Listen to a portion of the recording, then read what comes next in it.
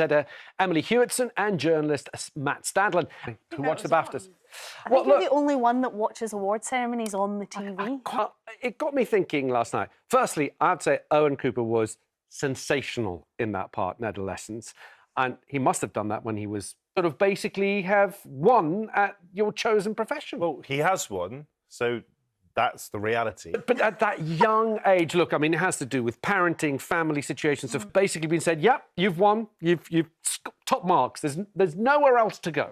I think you're being a bit cynical, to be honest. I think he must be so proud and his parents must be so proud. Sure, and deservedly so. And I think, actually, if you look at it as a more positive way, that there might be many people younger than him that are looking up to him and they now have a nice role model to actually follow. So it could actually breed more positivity into this generation. Also, I was on tour this last week with Sir Bradley Wiggins, first Olympics in 2000, so it is perfectly possible to sustain success. Yeah, I don't know. I think you might have a point here. For more money.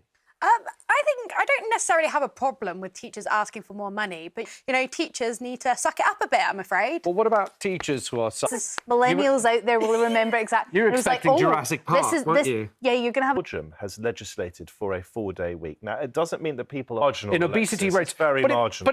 But it is there. So if you are... That many people watching, I think, would say, look, I would go to the gym and I would do that sort of commitment of keeping more...